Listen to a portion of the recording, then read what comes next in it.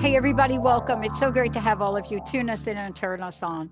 You know, I somebody asked me like a couple weeks ago, they're like, dude, aren't you tired of like doing the same thing over and over and over and over again? Like for how many years? Like how long? I love this question. This is the way it was presented.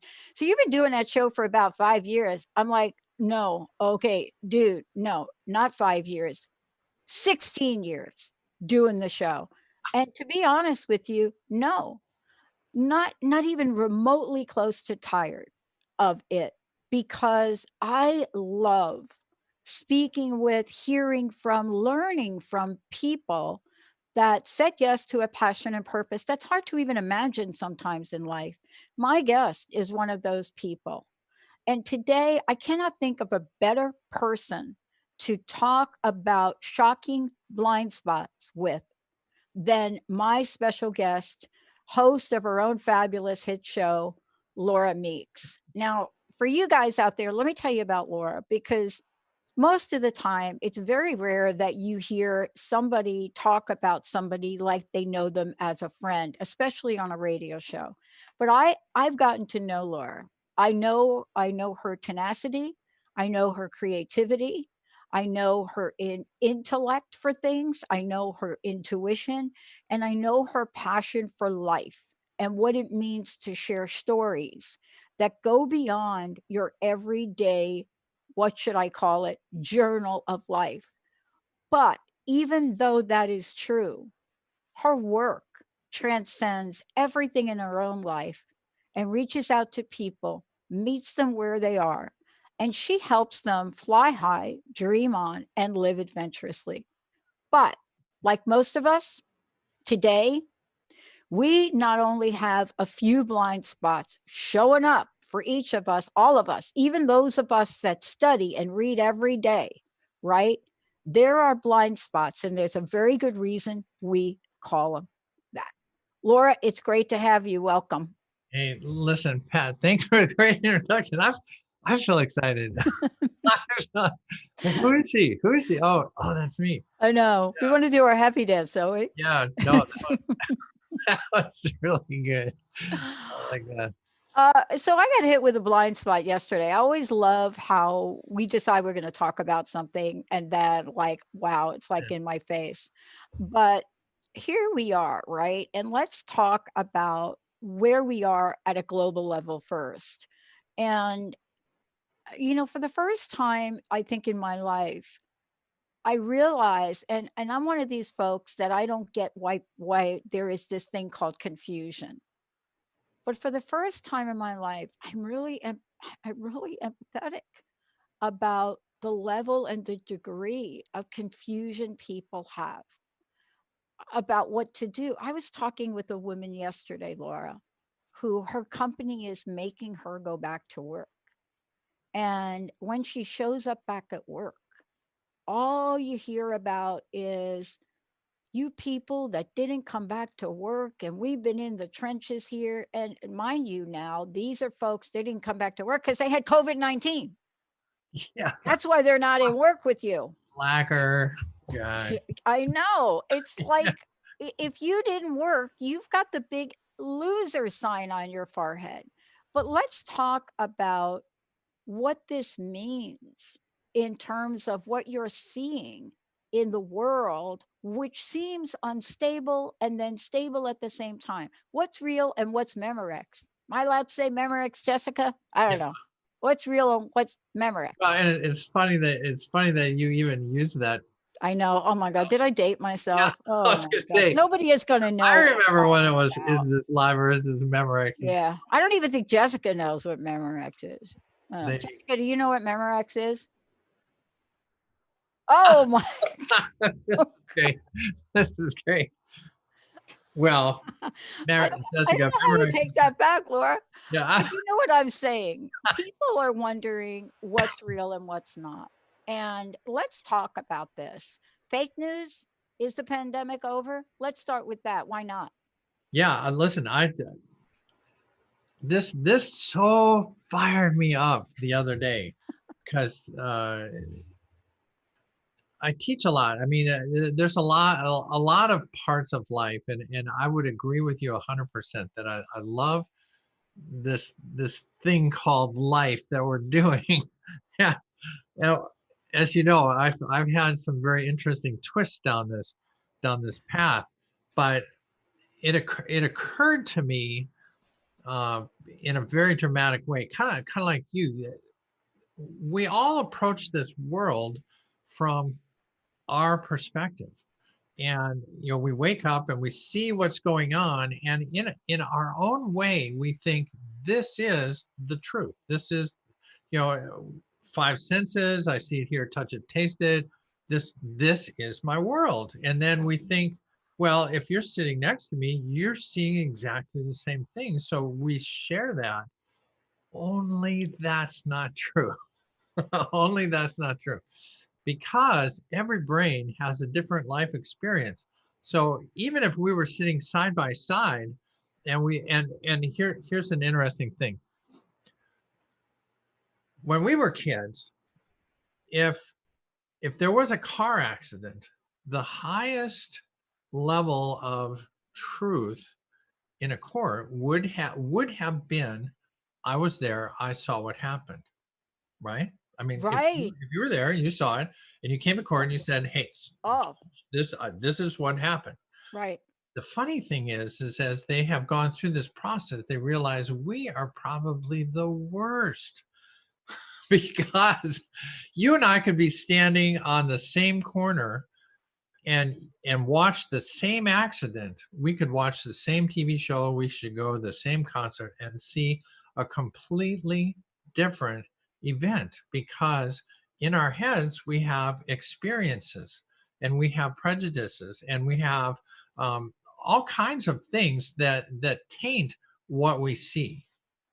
And I think that's an important piece to understand, because when I watch a news show and I see something happen, then I think I get it. It seems like really clear. Dr. Fauci comes out. He's a recognized pandemic guy. He says we should wear a mask, and I think, yeah, that makes sense. But it makes sense to me because I grew up in a high school that really taught and emphasized science. Within my experience of life, the people that I talk to value science and credentials and stuff like that. And so when a Dr. Fauci comes into my life on TV and he says, "This is what we do," this is what we do. But I have, I don't know if you, I have a really good friend from the military who is down in Florida, and she starts posting, "Oh my God, the government is trying to tell me what to do, and damn it, I'm an American, and I'm gonna not wear my mask. I'm gonna show them I'm a free, liberated person in Florida, and I'm not gonna wear my mask because you can't make me." And I'm no. You ask yourself, "Whoa, whoa, what are you talking about? Didn't you see Dr. Fauci?" But see, her experience and her value, this is another piece of it. Yeah. Her value is independence, higher than whether Dr. Fauci is real or not. From her perspective, Dr. Fauci could be part of the government plot to get me to wear this mask and submit me into the government control. So I'm not going to do it, and I'm not going to listen to Fauci. So we watched the same show. And we came up with a totally different thing. And that's hugely important to understanding where the world is going right now. Yeah.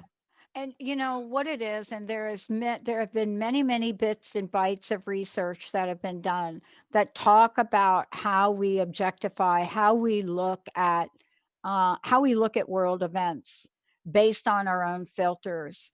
And we look at those events, and somehow, even though we know we are listening to and hearing the same exact words, there is a filter that comes in, right? Or there is a counter argument that comes in.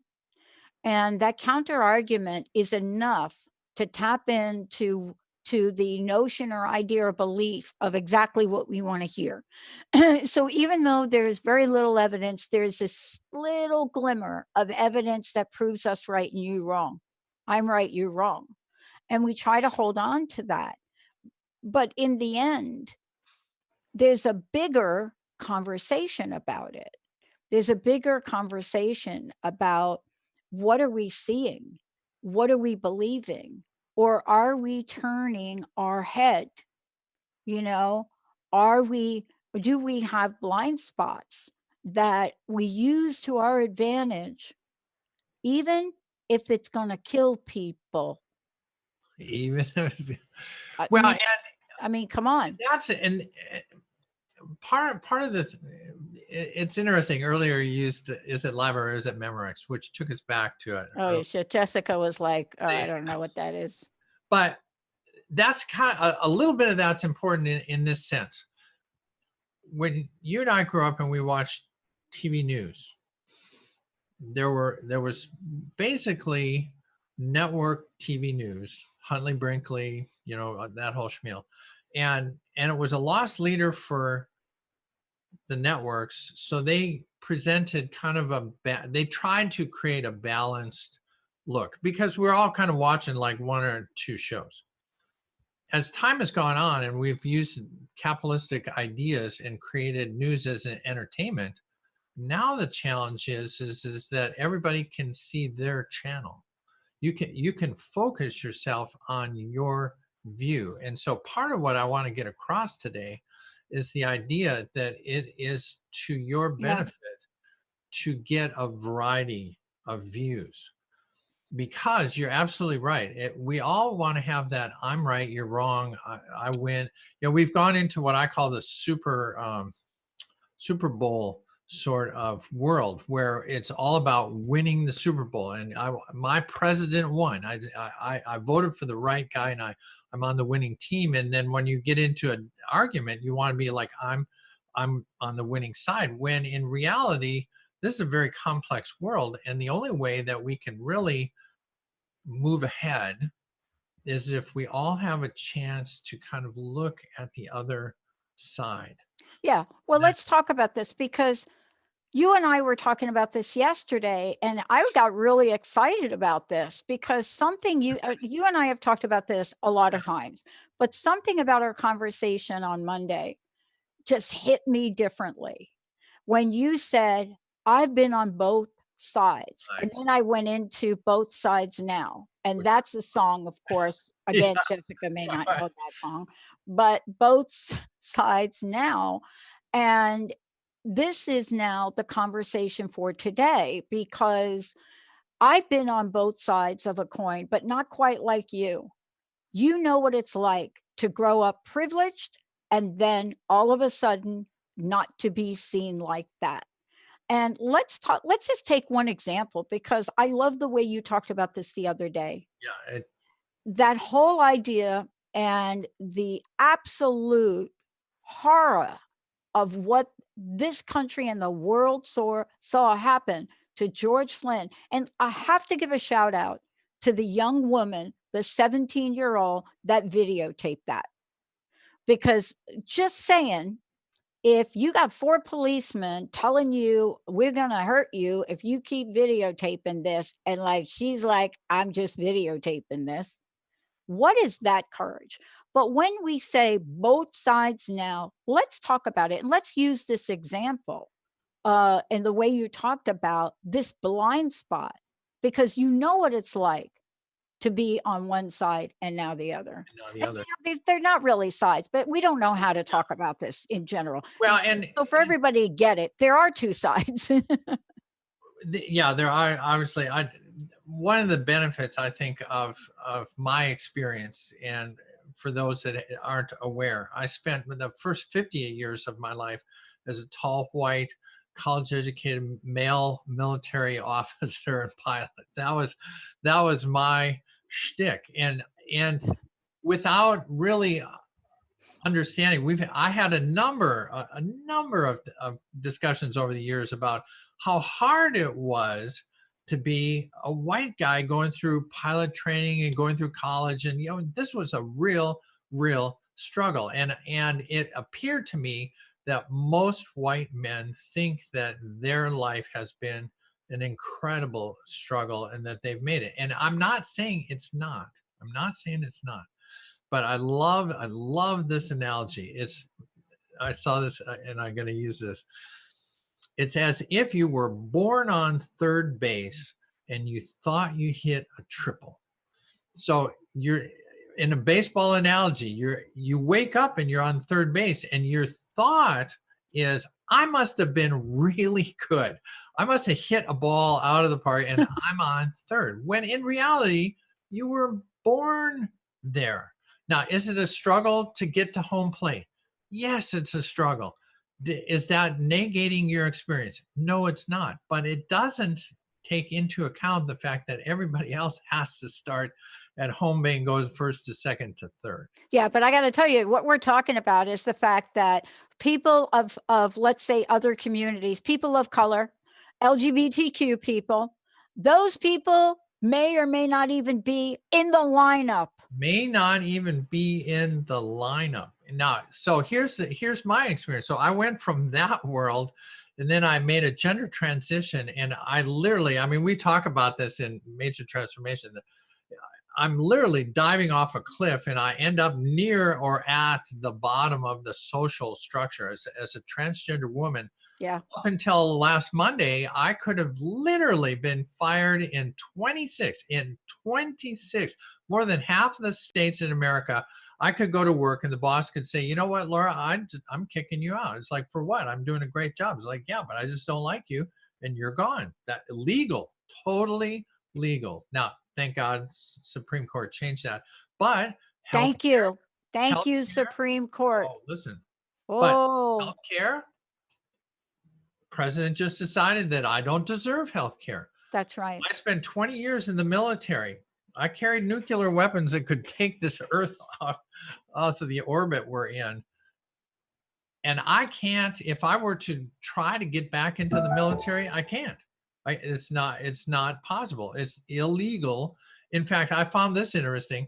You can be a non-citizen and join the military, but you cannot be transgender. No. Join the military, no matter what my background is. But all of that, let's go back to George Floyd and the situation that was there, because I think that's a really key part. So understand that if I, as a tall white guy, went into that store and handed over a $20 bill and they look up and they go, my God, there's no stripe, this is a fake, would they have called the police on me? I highly doubt it. I think what they would have said is, if I'm a tall white guy, they would go, sir, this seems to be fake. Somebody must have given you a bad bill. Exactly. You have another bill. I can't take this one. And even as a white woman, one of the things that we know is there's always empathy, because women are just in general not very bright. So you would expect a woman, no, I'm not kidding, this is a perception. Listen, that's the stereotype. You would expect a woman that has a counterfeit $20 bill to be like, oh, honey, we don't expect you to realize that this is counterfeit. Oh, you didn't realize. Yeah. Well, but and I have a story. Yeah, and that brings up a funny other story. But to that point, my brothers, my in-laws, if tall white people go in, they would have just said, there's something wrong here. Yep. We need it. So that's, I think, the benefit of George Floyd and what had happened to him. Sadly, he had to give his life to bring the awareness to this issue. But that is really kind of the challenge, is that if you're in a funnel, if you're in a tunnel of news and experience, and you can only see the world from your perspective, then we are in trouble, because we can't empathize and understand. I got a video yesterday from my son, was a black guy getting stopped on the highway for going 65 in a 70. Yep. It's like, that doesn't, even as a white woman, that doesn't happen to me. But let's take it in contrast to today's headlines.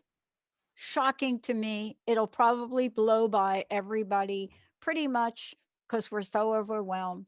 In contrast to what we're talking about, Michael Flynn is going to get his case dismissed. Now, I hadn't heard that. Oh my. now, Martha Stewart went to jail for stuff. Martha, Far less than this. far less. If that would have been anybody else, I can't even imagine a person of color, Black person, Black, African American, Latino, going and lying to the Congress, to the people, lying. You would be locked up so fast. So what we're having right in front of us are these contrasts. Now, for Yeah. some people, you're going to pick one side or the other, or just stay like, I'm not really caring about either.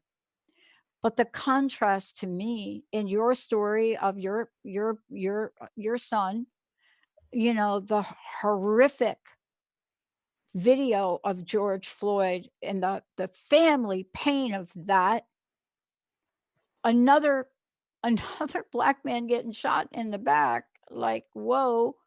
Then another Black man jogging, getting shot by a couple of guys in a truck That's with like a jogging. gun. It's like, Now what? here's the reality. Let's go to fake and reality.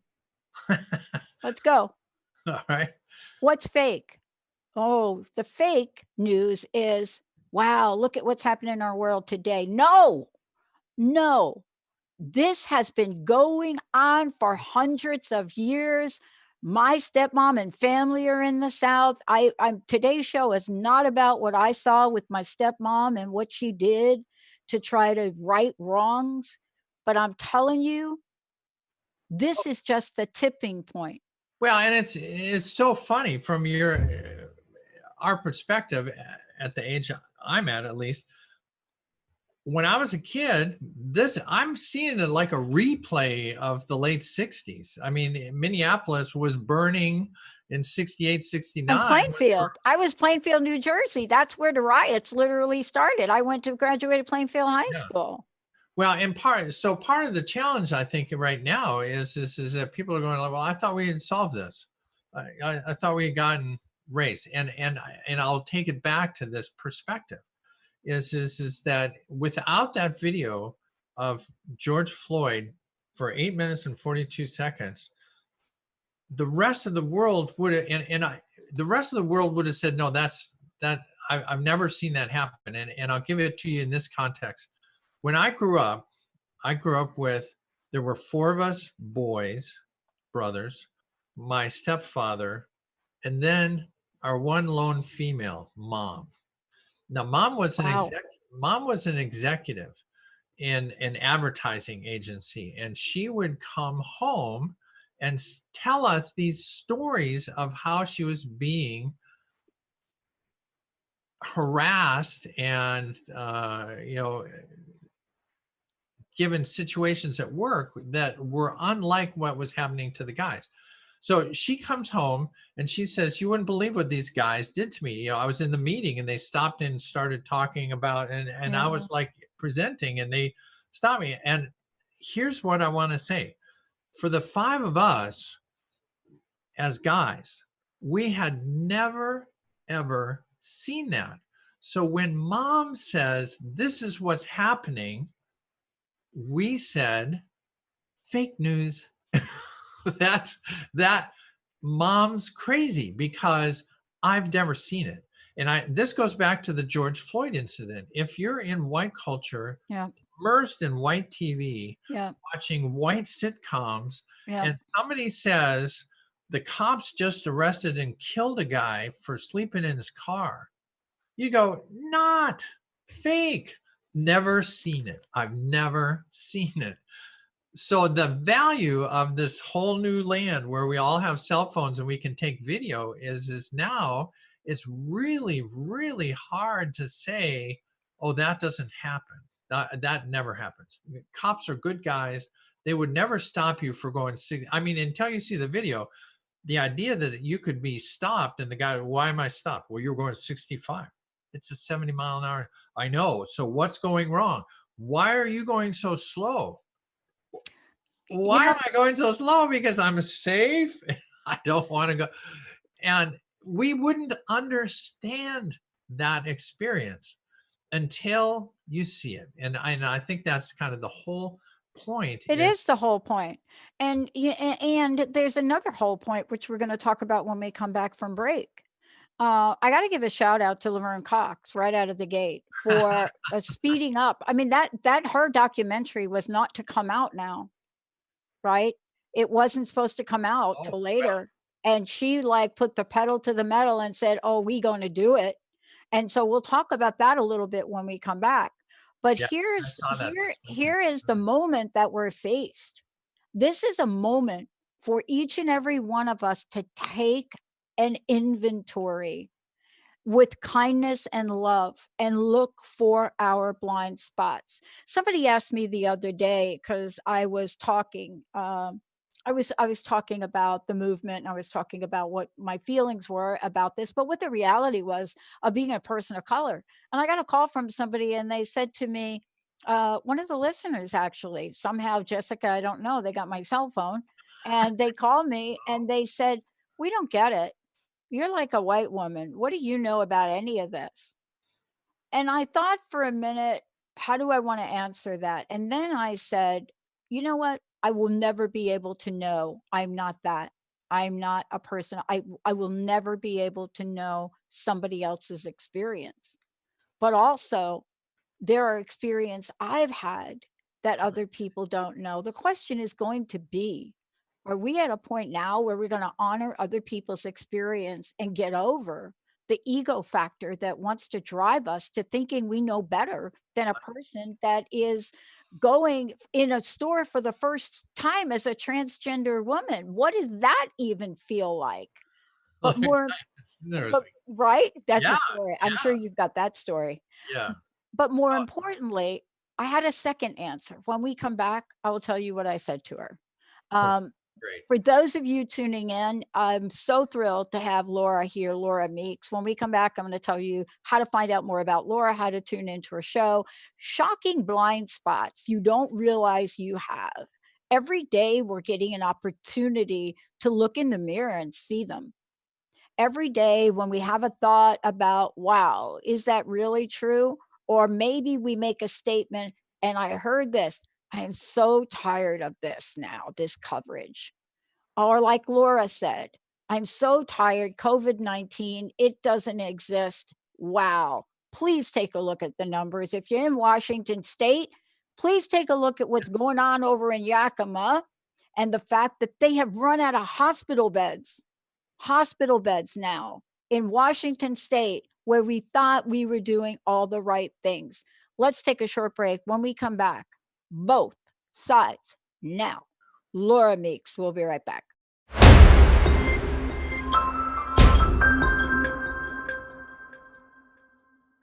Welcome back, everybody. Welcome back. We're talking about shocking blind spots you don't realize you have. But you know what? Laura Meeks, joining me here today, knows a lot about them, because why? There are several parts to who Laura is. One part is she gets to see the world from both sides. What does both sides mean? One is a woman, the other is a white man, a very successful Air Force, you name it. But when you have both perspectives, what do you do with it? Well, maybe you do what Laura's doing. Laura, how can people find out more about you? And let's tell them about your show too. I do have a show here on Transformation Talk Radio. It's the Laura Meeks Show. Hey, I like the title. Very descriptive of who's on that show. And I do it every second and fourth Wednesday here on Transformation Talk Radio. It's at high noon Pacific time on those days. So today, actually, I guess coming up next week I'll have another show. So that's where they are. And if you want to get me, my brand is Fly High Living. You see the Fly High. And you can get me at my website, which is flyhighliving.com. flyhighliving.com. And if you want to email me, Laura at flyhighliving.com. Well, Fly High Living is a platform that you've created to help people really move through different phases of their lives. And the notion is the ability to fly high, despite what's going on in your lives or maybe in the world. And, you've taken an accumulation of your life experiences, everything from being a major in the Air Force, from having a wife and children and still having a wife Still have my and children, and two and grandchildren. that's like and 2 grandkids. When did that happen? Yeah, Um, and about 9 months. thinking about this, because that's a story you tell a lot. We've told that story, and that's something you're going to talk about more. Yeah. But let's just go to this next question, and I want to talk with you about it. The person that called me on that question had no idea of my history, had no idea of my family, had no idea about whether or not my family actually are married to people of color, right? Or maybe part of a gay and lesbian community. No question about that. But for one thing, I will claim I am not a Black person. I could never exactly know what that feels like. Now, I do know what it's like to be stopped by police. I traveled with my coach, and Jessica, I think you have the picture of Sam we'll put up. I traveled with my coach, a man from Ghana, Africa, for most of my early 20 young years playing a sport. I traveled with them. We stayed in the same hotel rooms. None of us thought about what that was going to be like. And Laura, I will say this, and I don't want to take up enough too much time today, but I think the most fear I ever felt personally for me, the most fear I ever felt was as we're driving to Philadelphia and we're going to a tournament and we get pulled over for no reason whatsoever. And I will never forget this. As a matter of fact, I don't talk about this much, but I will never forget him being dragged out of a car, them threatening to break his fingers, me being dragged out of the car because I jumped out of the car because I was a little, what do you want to call it? Spunky? Feisty. A little feisty. You could see it in the picture Jessica's going to put up. That is a face that a mother cannot love, that face that she's going to put up that picture. But that was me. And I jumped out and we found ourselves in handcuffs. And it's scary. And it was, Laura, it was as if we're driving to a tournament. And the next thing we know, we're up against a car in handcuffs. I cannot know his experience and feeling, but I will tell you this. I have never felt that personally afraid for my life. And I'm pretty damn fearless. Yeah. So I can't imagine what it's like to be you either. Well, and I think one of the important pieces is in reality, we can't really live anybody else's life. Even why I have wife and kids and grandkids. We could live in the same house, but we're not ever going to experience. So the question, she's absolutely right. I'm not a Black woman, and I'm not ever going to experience what it's like to be a Black woman. Even as a transgender woman, this is kind of an issue that J.K. Rowling brought up recently. Am I a real woman? Well, agreed. I didn't grow up as a woman. I spent 50 years as a man. Am I a woman now? Am I a woman now? I consider myself a woman now, but I will never experience. Let's talk about JK for a minute. As I sip on my very dark coffee, you brought her up. People may not know what you're talking about. We have to take a moment. Well, J.K. Rowling. So J.K. Rowling now, and again, I think this is actually a really good transition in the sense of this is that one of her biggest challenge is she wrote a really kind of a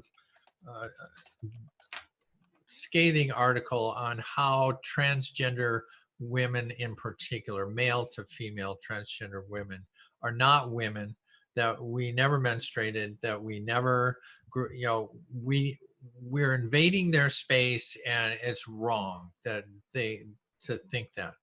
Now, part of what because I printed the article out, part of what this goes to, though, is exactly what we're talking about. She grew up as a woman. She was a single mother, starving to death before she wrote her books. Yep. And she experienced great discrimination in the British system. Yep. And that has really shaped her view. And as does all of our experiences shape our view. And so what she's saying is that I, a transgender woman, will never understand what it's like to be a biological cisgendered woman. Absolutely true. I agree. It's absolutely true. I'm never going to experience that. That doesn't necessarily make me less of a woman. And it doesn't mean like that I'm invading your culture. I am just trying to be authentically me. And so what I want people to understand out of that is that I'm not negating her view. I'm just asking her and the rest of society to let's learn about where our blind spots are. I don't have to necessarily get arrested to understand what it's like to get arrested. I won't experience that, but I can be empathetic to the experience and understand that when you come to me as a Black person and say, you just don't know how scary it is to be around police.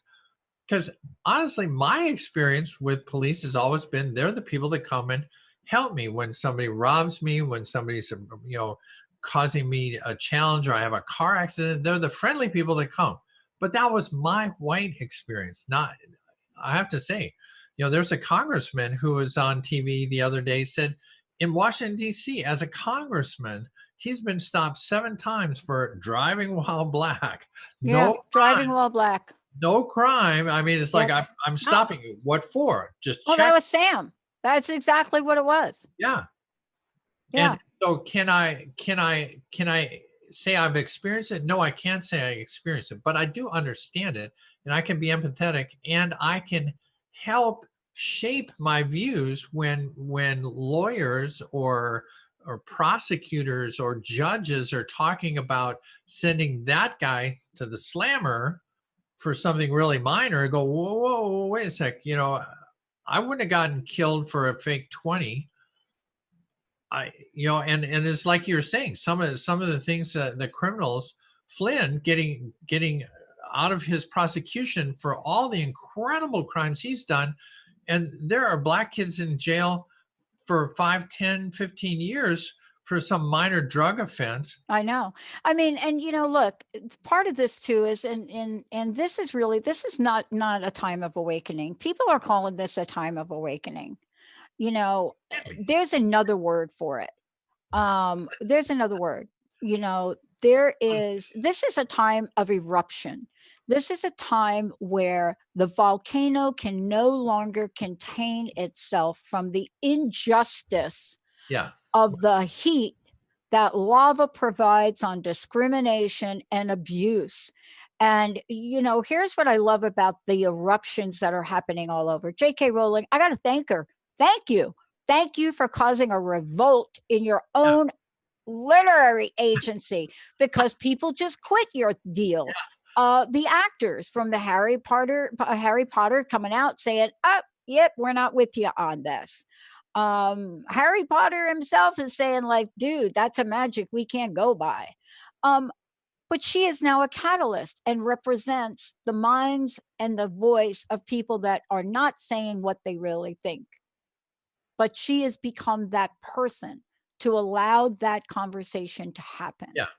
Well, and in the land of gratitude, and I think that's an important piece, is that you can look at all of this as very confusing, but I would say also, and I love the volcano idea, because really all of this systematic injustice for minorities, and being one now. I mean, in my video the other day, I said, well, I could be fired. I mean, as a tall white guy, I never went to work and said, God, I hope they don't find out I'm a tall white guy. They might fire me. It's like, that would never occur to a tall white guy.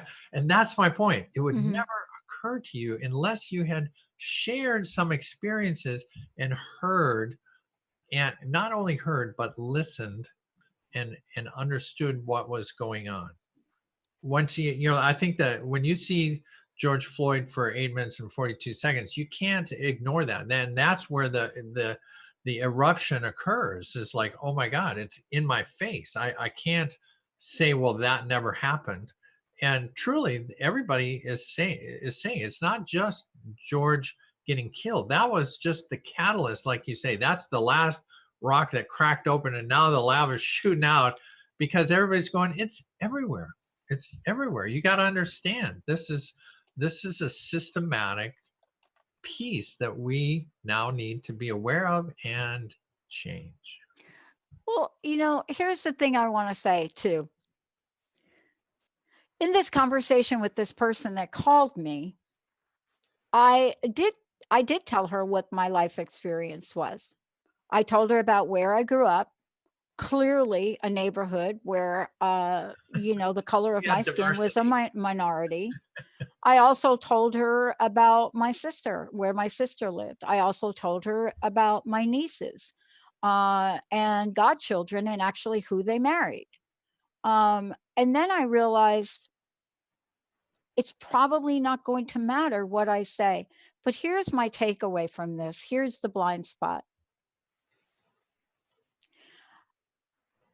I think it's time for us white people to not be afraid to talk about this, even if we make mistakes. I was listening to somebody on the news the other day who was asked, what is different about now? And his answer was, and her answer was, the streets are not filled with primarily people of color. The streets are more diverse than we've ever seen them be. If you see the clips of Seattle, Washington, you will get a real sense of who is out in the streets. And by far, there are very few people of color in the streets. But this is the difference today.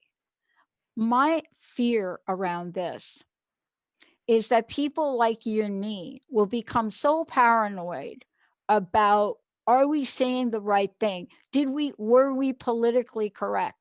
That we will stop talking about it. So I want to say right now to everybody listening to this show, I'm human. I'm part of the community that's being talked about. I may say some stuff that is just not politically correct, and it won't be the first time in my life. I may slip up and say something to Laura, and maybe I don't say Laura, she. Maybe I say, maybe like I'm gonna take something out of the TV show Billions, and maybe I'm gonna say they, them, they, them. Why are we doing that? Because I'm learning about it. Even in my own community, I'm learning about it, from a fantastic actor who said, wait a minute, no. They call me they, I'm they. And people say, what? It's a What? new world out there. But we Well, can't be afraid, Laura, to and speak out for fear of not doing it yeah. right. Well, and something happens to me. I wouldn't say a lot, but it does happen. Is that if I'm standing in line and somebody says, "Well, he said," and I'm like, "Do I look like a he? Or is there something in my makeup that's not right today?" But my point is that I've gotten to a spot where I can say she and not hate that person, or not feel Anger. animosity to Yeah. that person. A lot of it depends Yeah. on how they say it. Yeah. But if my feeling is they just messed up. My brother does this all the time. They knew me for 50 years as a guy, so they, we go out to dinner, and he's going to have the steak. It's like, what? It's like, okay, hey, look, this is my pronoun. And like you say, Exactly. but I think that plays to everything that we're talking about, is to understand that you have a blind spot, that maybe you don't know all the right words to talk to somebody of color, uh, somebody outside, or GLBT, outside your community, but to be brave enough and humble enough to say, I don't get it all straight, but I'm trying Yeah. to understand what you are, and you guys need to try to understand our point. I mean, truthfully, the part of the challenge that I've seen with uh, white privilege is, they don't recognize that they had the privilege. They were born on third base. They just don't get it. But they also have their own experiences, and there's fear that all of a sudden Hmm. it's going to be harder to get a job. All of a sudden it's going to be harder to get into college. All of a sudden there's, I'm going to have to change my world. And that's really, I think, why we're No. all here is you got to learn to make a change. A It's interesting, Laura, because recently I found out, because everything's available to everyone, but I have a bunch of relatives in South America, and the internet shows them, right? Okay. And so I identified all of those Baccili relatives, and I found out how they got there. Actually, big secret. Grandpa, Brazil. Oh, really? I didn't even know Grandpa had a brother. Grandpa has a brother. What? Where? Where? In Brazil. Nobody talked about Grandpa's brother in Brazil. So all the Bacillis. So I start to ask my uncle. I said, there's something a little off. I looked at my mom's side of the family, Italian in Brazil. Now, what could that and mean? I said, why did Aunt May have these piercing blue eyes and this dark hair? I don't understand. Well, The truth comes out. and then I Googled my grandfather. My grandfather was born in Sao Paulo, Brazil. My grandpa Balela, Brazil. So here I am. And somebody said to me, and let's have you talk about this, because this is really the wrap up. Somebody said to me, are you going to declare differently? And I have to tell you, I'm still trying to wrap my mind around Grandpa Balela in Brazil. And I didn't think about, am I going to declare differently? And I looked at her and I said, okay, like, I didn't even know what she meant. What she was saying is, are you going to declare? Are you going to stand up and be part of the Latino community? And I thought, wow.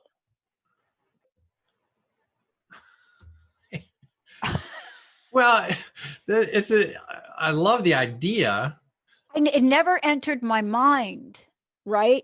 There's But that brings up an but interesting. she's calling me out. Yeah. She's like saying, dude, like, you're already out, Yeah. but So now we're finding out you're out Latino. you're going to be Gonna in tell all anybody? kinds of diversity here. So Well, but we're part learning. of that, And I have to say, I've reached out to my friends in the Latino community, and I'm talking with them because I find this fascinating at this stage of my life. And again, my problem is, like everybody that's listening that's afraid to make the mistake. I want to do the right thing. I want to do the right thing. And you know what my friend said to me? She's head of a Latino organization. She said, like, Pat, the right thing's in your heart. yeah, I think that's the answer to all of this. We all have an experience. We all want to share the love that we have. And you can't do that if you've blocked yourself off from your blind spots, and you want to be right and they got to be wrong. Yeah. It's more complex than that. Yeah. If you can get within yourself and realize, hey, I am who I am. I have the experiences I have. When you say, well, now you're Latina. Well, you didn't grow up in a Latino culture. I mean, yes, biologically there may be part of But that. it makes a lot of sense now why Grandpa was always playing Latin music. Now it makes a lot of sense to Well, me. that may Never really understood yeah, that. and The that Bacilis played Mario Lanza. The other folks over here, yeah. well, but this may be one of those moments where I have to be careful what I say. But one of the movies that I grew up with was The Jerk with Steve Martin, and he starts out the movie as a white guy living in a black family, and as from his point of view, he's a black person, Yep. and his mother comes down and says, "Son, I got to tell you something." It's like, what? It's like, you're white. It's like, oh, Mom, see, it's not so. I mean, obviously his skin is white, but it brings up the point of you are your experiences and the culture that you grow up in, and it's possible to live in a neighborhood that's highly diverse, and you may have experienced a lot of things. The bigger challenge, I think, in America right now is that in general, the system is set up to empower white men in particular. And there's a huge blind spot in America, especially if you're white. It's like, wait a second, that's not true. It's like, yeah, it is true. And if you can open yourself up to the love and the diversity of that and understand that we all in my life want to have that liberty and freedom for all, that's what everybody wants. And so having experienced white male supremacy and now I'm in the transgender community, I've seen it from both sides now, and I can say I get it. I see where my blind spots were, and I'm making a change. Me too. Laura, tell everybody how they can find out more about you. And we're going to have more of these conversations, because the one thing I know that's important is to have a conversation. And yeah, are we going to say things that some people would think, oh man, did she really say that? Maybe, but this is not a time for silence. It This is is not a time for silence. If you are of the belief that there is something that is unjust and you want to say or do something about it, even to a family member at dinner, it even is the to family. time to Yes. learn. Laura, how do we find out more about you? And thank you for today. Fly High. Listen, thank you for having me. Flyhighliving.com is my website, and email Laura@flyhighliving.com. That's how you get a hold of me, and I'd be happy to discuss any of it, any or all Yeah. of this. Yeah. And may even be a guest on my show. So if you're passionate about this, call me Mm-hmm. or email me, and we will work on that together. But thank you, Pat, very much. This has been a very interesting conversation. Awesome show. Thank you, Jessica, for pushing all the right buttons. Hopefully she'll find both sides now. Thanks everybody for tuning us in and turning us on. And yeah, Google Memorex. We'll see you next time. Yeah.